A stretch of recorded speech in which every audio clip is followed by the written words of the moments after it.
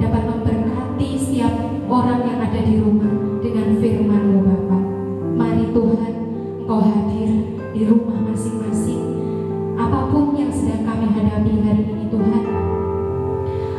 permasalahan yang kami hadapi hari ini Tuhan. Kami mau meletakkan semuanya dan kami mau menyerahkan semuanya ke dalam tangan-Mu Bapa. Biarlah setiap kekhawatiran kami yang kami rasakan boleh hilang saat kami mendengarkan firman-Mu Bapa. Terima kasih Tuhan, terima kasih. Hanya di dalam nama Tuhan Yesus kami sambut firman-Mu. Haleluya. Amin.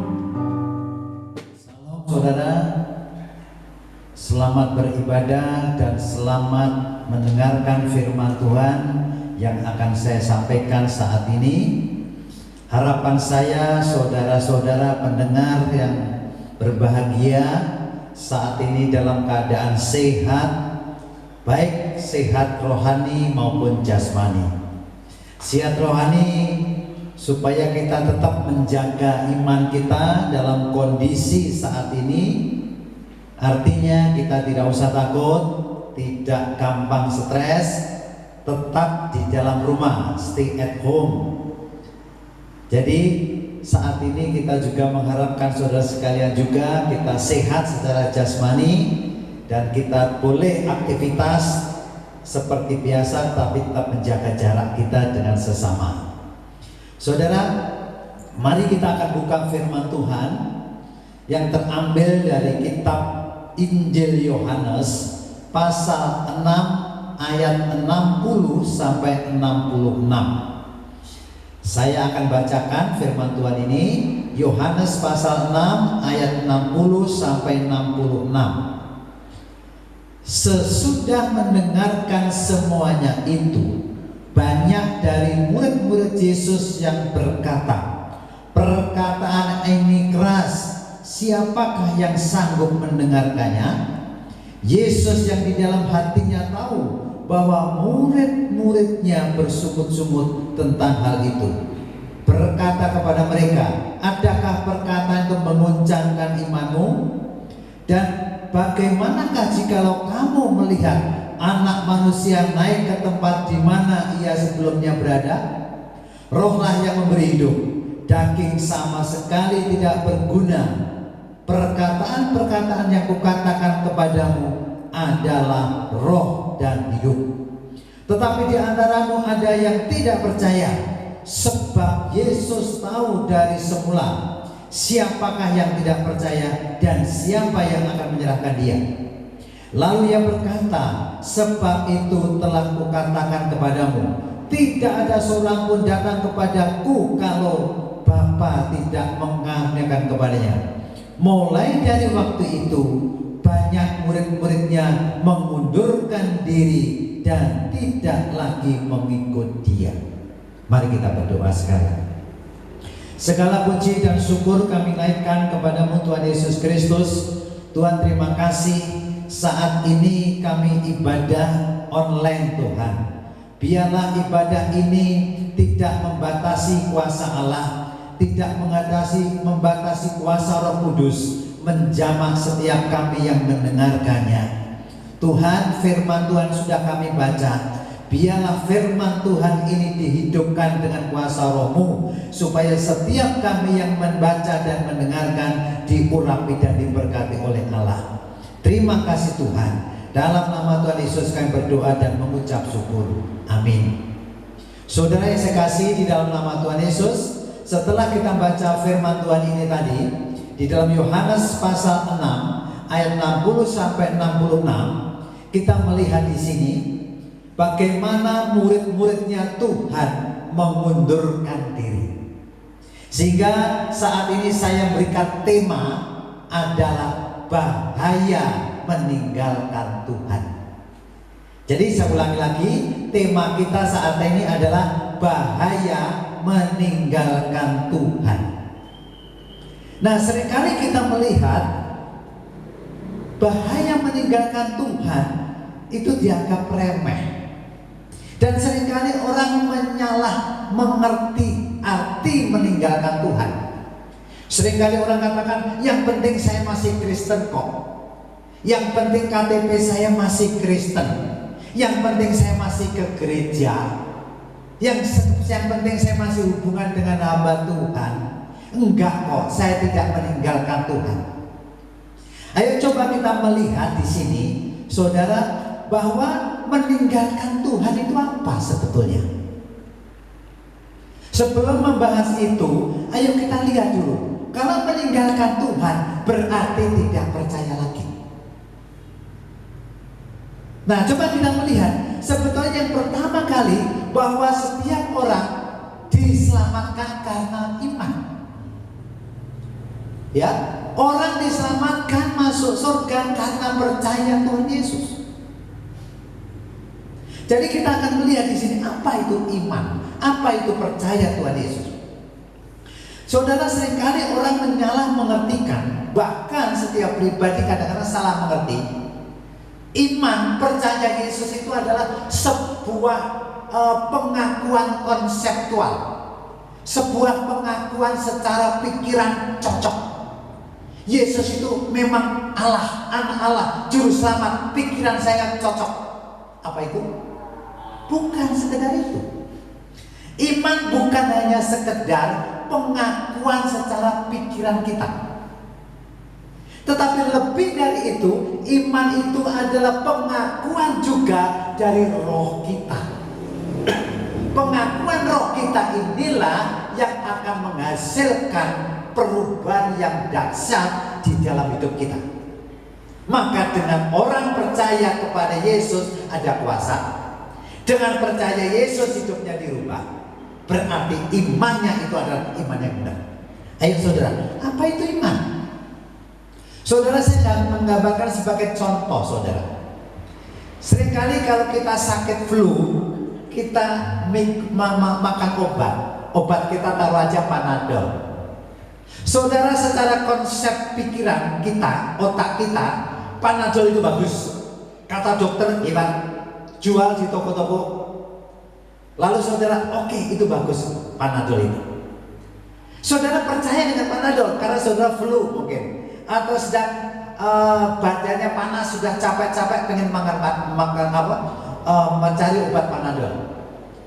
Secara konseptual sudah betul itu Panadol, tetapi ada satu perlu tindakan lagi apa? Ambil Panadol lalu diminum. Setelah diminum dampaknya apa? Panasnya mulai turun, pusingnya mulai reda. Artinya apa? Obat Panadol itu memberikan dampak yang luar biasa. Begitu juga iman. Iman yang benar adalah saat kita bertindak itu memberikan satu kuasa yang hebat. Saudara masih ingat di dalam Yohanes pasal 4 ayat yang ke-13. Saya akan bacakan ya. Yohanes pasal 4 ayat 13. Dikatakan demikian. Jawab Yesus kepadanya, barang siapa minum air ini, ia akan haus lagi. Tetapi barang siapa minum air yang akan kuberikan kepadanya, ia tidak akan haus selama-lamanya. Sebaliknya, air yang akan kuberikan kepadanya akan menjadi mata air dalam dirinya dan terus-menerus memancar sampai kehidupan yang kekal. Itulah iman yang benar. Ya, itulah iman yang benar. Ada tindakan, aku mau minum airnya, aku percaya Yesus, aku minum air kehidupan, sehingga dampaknya apa? Bukan hanya gak haus lagi, tapi dia akan memancarkan di luar terus-menerus sampai selama-lamanya. Nah saudara, jadi saudara, inilah dasarnya orang percaya karena iman diselamatkan. Jadi kita melihat di sini, kalau gitu coba lihat sebab-sebab orang meninggalkan Tuhan itu apa kalau gitu? Perhatikan, sebab-sebab orang meninggalkan Tuhan itu apa? Seringkali orang berkata, aku KTP saya masih Kristen loh Pak, saya masih tetap ke gereja. Kalau demikian kita perhatikan baik-baik saudara, bahwa orang yang meninggalkan Tuhan belum tentu di luar gereja saja. Kalau demikian, seringkali kita menghakimi orang itu nggak pernah ke gereja, berarti dia meninggalkan Tuhan. Bisa juga orang meninggalkan Tuhan dalam gereja, jadi orang aktif di gereja juga bisa juga meninggalkan Tuhan. Ayo kita pertama, sebab-sebab meninggalkan Tuhan. Yang pertama saya tulis di sini, Pertama, karena dasar kekristenannya sangat lemah. Ya, ulangi lagi. Orang gampang meninggalkan Tuhan karena dasar kekristenannya sangat amat lemah. Sehingga ayat ini dikatakan dalam ayat yang kita baca tadi, Yohanes pasal 6, perkataan ini keras. Siapakah yang sanggup mendengarkannya? Murid-muridnya, orang-orang yang mengikut Yesus melihat, wah, Yesus sekarang mereka kata-katanya tajam, nggak seperti dulu lagi, terlalu keras. Mereka nggak sanggup. Sehingga saya katakan bahwa orang Kristen gampang meninggalkan Tuhan karena dasar kekristenannya sangat lemah. Dasar kekristenannya sangat lemah. Kenapa? Seringkali kita melihat di sini, kita akan melihat kenapa kok lemah. Mungkin, saya katakan mungkin dulu waktu menjadi Kristen karena ikut pasangannya menikah. Karena dia menikah, pasangannya orang Kristen, ikut jadi Kristen, dia puji Tuhan. Tetapi pada waktu dia keputusan jadi Kristen, dia tidak sampai mendalam untuk mengerti dasar-dasar kekristenan. Sehingga seringkali orang itu berpikir yang penting jadi Kristen, yang penting bisa menikahi orang Kristen, diberkati dan gereja, satu buyar. Untung saudara masih buyar, masih bertahan. Tetapi karena dasar kekristenannya sangat lemah, sehingga orang itu nggak tahan menghadapi tantangan. Kalau dasarnya sangat rapuh, dia gampang meninggalkan Tuhan. Sehingga kalau banyak ajaran sesat, ya, kalau ajaran sesat itu mulai datang, dia nggak ngerti apa sesat itu. Saya berikan contoh, saudara. Sekarang banyak sekali ajaran yang mengatakan banyak jalan menuju ke Roma. Sudah ngerti, ini sebuah filosofi zaman Roma dulu. Itu filosofi banyak jalan menuju Roma. Ini pengkhotbah mengatakan, artinya apa? Masuk ke surga banyak jalan. Bisa dari selatan, utara, timur, belakang, mungkin atas. Tidak bisa. Masuk ke surga bukan jalan menuju ke Roma. Masuk ke surga jalannya cuma satu. Siapa itu? Yesus Kristus. Tuhan katakan, akulah jalan, tidak seorang pun datang kepada Bapa kalau tidak melalui aku. Berarti apa? Ini prinsip. Kalau orang Kristen yang dasarnya lemah, saudara, pada waktu mendengarkan pengajaran di luar, oh semua orang bisa masuk surga kok, yang penting baik, bukan. Tuhan katakan tidak ada seorang pun masuk ke surga tanpa lewati aku. Nah, ini dampak-dampak seperti itu. Dampak yang kedua, sebab yang kedua, saudara, kenapa dia gampang meninggalkan Tuhan? Dan yang kedua adalah pada waktu percaya Tuhan, dia tidak tuntas menyelesaikan masalah hidup lamanya. Ulangi lagi. Sebab yang kedua adalah dia nggak tuntas menyelesaikan masalah hidup yang lama. Dipikir menjadi Kristen itu hanya pindah agama saja, KTP-nya pindah. Padahal masalah pribadi yang dulu belum diselesaikan, masalah dengan kuasa gelap tidak pernah diselesaikan, masalah hidup lama tidak pernah diselesaikan, dosa yang lama tidak diselesaikan. Saudara katakan, ini jangan anggap remeh. Kalau ini tidak diselesaikan, apa yang terjadi? Dia akan gampang meninggalkan Tuhan saat menghadapi masalah. Saya ulangi lagi, kalau masalah lama tidak selesaikan, orang ini akan gampang meninggalkan Tuhan pada saat menghadapi masalah yang ada. Nah, saudara, kenapa dia nggak selesai? Mungkin juga memang belum diselesaikan oleh hamba Tuhan, atau mungkin dia tidak mau dilayani, atau dan itu banyak hal. Yang ketiga, orang itu kenapa meninggalkan Tuhan? Karena kecewa. Ya, dia kecewa dengan siapa? Kecewa dengan orang Kristen. Dia kecewa dengan orang Kristen, mungkin kecewa dengan gereja, mungkin kecewa dengan pendeta, mungkin dengan teman seniornya Kristen yang mengecewakan atau pernah ditipu, sehingga orang itu gampang meninggalkan Tuhan. Sehingga saya ulang lagi, karena dasar kekristenannya sangat lemah. Nah saudara, ini berapa hal. Jadi kalau saudara perhatikan di sini tadi, ya, murid-muridnya Yesus meninggalkan Tuhan sebabnya apa? Imannya lemah, dasarnya kurang. Motivasinya salah. Ini yang terakhir. Sebab-sebabnya orang meninggalkan Tuhan karena motivasinya salah. Saudara perhatikan murid Tuhan Yesus. Motivasinya mengikuti Yesus apa? Kalau saudara perhatikan dalam ayat sebelumnya, Yesus mengadakan banyak mujizat.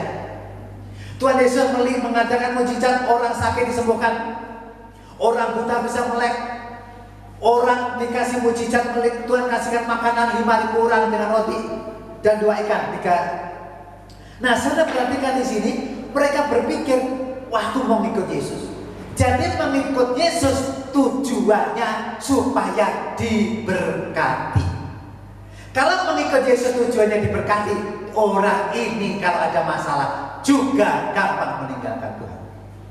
Nah, beberapa hal ini yang disebutkan tadi saya di atas adalah beberapa hal orang meninggalkan Tuhan. Nah, yang kedua saudara, tanda-tanda orang meninggalkan Tuhan. Tanda-tandanya apa? Saudara, Bapak Ibu sekalian yang saya kasih dalam Tuhan Yesus, mungkin saudara mendengar ini, perhatikan baik-baik. Orang yang tanda-tandanya meninggalkan Tuhan apa? Ganti KTP? Bukan. Yang paling gampang, dia mulai malas ibadah. Orang mulai malas ikut ibadah, jelas ada tanda-tanda mau meninggalkan Tuhan. Secara rohani, bukan secara jasmani. Secara jasmani tetap KTP, ngomongnya tetap Kristen. Kedua, dia mulai malas berdoa, dia malas membaca firman Tuhan, dan akhirnya apa terjadi? Suka marah-marah di dalam rumah tangganya, nggak tahu jutrumnya apa, karakternya tidak pernah berubah, mulai malas melayani Tuhan, malas dengan perkara-perkara rohani, dan sangat sensitif. Saudara, bahaya sekali, hati-hati. Ini tanda-tanda secara rohani. Orang ini kalau tidak cepat kembali Tuhan, bisa meninggalkan Tuhan. Nah, dari sini saudara, saya mengajak orang yang meninggalkan Tuhan, dampaknya apa? Oh, dampaknya banyak saudara. Tuhan tetap mengasihi mereka. Tuhan tetap sayang orang yang meninggalkan Tuhan. Tetapi perhatikan, Tuhan akan memberikan dampaknya dia meninggalkan Tuhan. Bukan sebuah hukuman. Saya katakan bukan mengatakan hukuman, konsekuensinya orang meninggalkan Tuhan. Dia akan merasakan dampak secara rohani. Dia akan merasakan tidak sejahtera. Dia merasa ketakutan sendiri. Dia merasa kebingungan. Kadang-kadang ngomongannya ngelantur kemana-mana. Itu mulai tanda-tanda dampaknya. Dampak secara jasmani, dia ekonominya mulai merosot, penyakit mulai turun. Nah saudara, ini mulai ya dampak orang meninggalkan Tuhan. Tapi ingat, Tuhan kita penuh kasih. Saudara, Tuhan tetap mencari orang yang meninggalkan Tuhan. Jadi ayo kembali, Tuhan mencari kita. Jadi Bapak Ibu sekalian, para pendengar yang saya kasih dalam nama Tuhan Yesus, saudara kalau mendengarkan firman Tuhan ini, kalau merasa saudara ada tanda-tanda meninggalkan Tuhan, mari kita kembali ke Tuhan. Dalam masa krisis karena ada virus corona ini, saudara kita benar-benar datang kepada Tuhan. Mari kita kembali kepada anugerah Allah. Tangan Allah sangat terbuka untuk kita. Kiranya Tuhan Yesus Kristus berkati kita semuanya. Amin. Mari saudara kita akan berdoa. Segala puji dan syukur kami naikkan kepadamu Tuhan Yesus. Terima kasih untuk firman-Mu ini Tuhan. Hamba-Mu singkat untuk berbicara, tapi kami percaya kuasa Roh Kudus akan terus berbicara kepada setiap kami. Jangan izinkan setiap kami yang meninggalkan Engkau Tuhan. Biarlah Roh Kudus menghalangi orang-orang yang mau meninggalkan Tuhan. Bahkan Tuhan kami berdoa, saat ini kalau ada saudara kami yang meninggalkan Tuhan, Tuhan panggil mereka kembali. Datang mereka kembali ke hadirat Tuhan. Terima kasih Tuhan Yesus untuk keselamatan-Mu, untuk anugerah-Mu yang luar biasa berikan kepada kami. Terima kasih Tuhan. Dalam nama Tuhan Yesus Kristus kami berdoa dan mengucap syukur. Amin.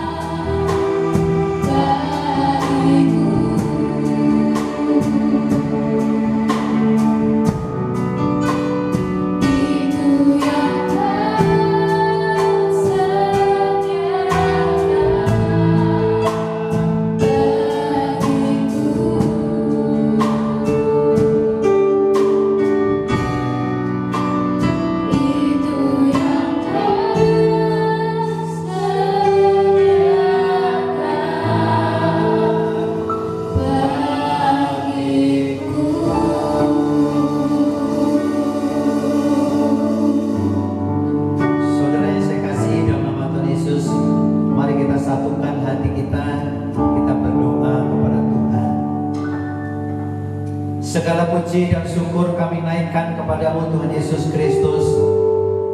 Memang benar Tuhan, bahwa Engkau satu-satunya yang kupercaya, dan Engkau sediakan berkat bagi kami semua. Bahkan yang tidak pernah kupikirkan sudah Kau sediakan Tuhan. Tuhan Yesus, saat ini kami berdoa untuk kondisi bangsa dan negara di dunia ini. Tuhan, tolong Bapa, mereka bangsa-bangsa sedang mengalami wabah COVID-19 ini. Tuhan, kami berdoa untuk Amerika, berdoa untuk Eropa, berdoa untuk Australia, untuk Asia, untuk di China, untuk Israel. Tuhan, semua negara yang menghadapi masalah yang sama dengan virus ini. Tuhan, lewat penyakit ini, biarlah bangsa-bangsa berseru kepada Tuhan. Biarlah setiap bangsa memanggil Engkau Yesus adalah Tuhan satu-satunya. Lewat virus ini, setiap pemimpin bangsa disadarkan bahwa ada satu kuasa yang hebat, yaitu kuasa Allah di dalam Tuhan Yesus. Tuhan, saat ini kami juga berdoa untuk bangsa kami, negara Indonesia. Kami juga berdoa untuk Bapak Jokowi. Tuhan, tolong biarlah hikmat dan kebijaksanaan Pak Jokowi dengan menteri dan wakilnya dan seluruh staf-stafnya sampai pemimpin kepala daerah yang ada di Indonesia ini. Tuhan, berikan kebijaksanaan setiap mengambil keputusan, berikan hikmat dari Allah sendiri. Lebih dari itu Tuhan, biarlah mengandalkan Allah yang hidup, Allah yang luar biasa. Tuhan, terima kasih. Kami juga berdoa untuk rakyat yang sedang berdampak oleh COVID-19 ini. Tuhan, berikan mereka penghiburan, makan yang cukup. Bahkan kami berdoa mereka yang sakit Tuhan, jamak hatinya, jamak tubuhnya, jamak rohnya Tuhan. Biarlah lewat penyakit ini mereka berseru kepada Tuhan yang punya kehidupan, yang punya kehidupan indahnya Tuhan Yesus Kristus sendiri. Tuhan terima kasih Bapa. Kami juga berdoa untuk gereja-gereja di Indonesia. Biarlah mereka bersatu hati, berseru kepada Tuhan, bersatu hati. Biarlah gereja-gereja tidak menonjolkan denominasi masing-masing, tidak menonjolkan ajarannya masing-masing, tapi biarlah bersatu, berseru kepada Yesus, karena Engkau adalah juru selamat satu-satunya Tuhan. Tuhan, kami juga berdoa untuk keluarga-keluarga gereja, keluarga-keluarga gereja kami El Shaddai ini Tuhan. Biarlah mereka diberkati Tuhan lewat musibah ini. Mereka yang lama yang tidak datang kepada Tuhan, biarlah mereka disadarkan lagi Tuhan. Tuhan, kami tahu anggota jemaat kami tidak ada yang sakit.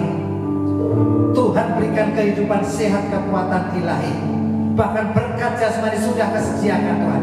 Lebih dari itu, berkat keselamatan di dalam Tuhan Yesus Kristus sudah sediakan. Tuhan terima kasih Bapa. Biarlah lewat doa kami, lewat media ini Tuhan, Tuhan memberkati setiap pendengar yang mendengarkannya. Terima kasih Tuhan Yesus, terima kasih. Di dalam nama Tuhan Yesus Kristus kami berdoa dan mengucap syukur.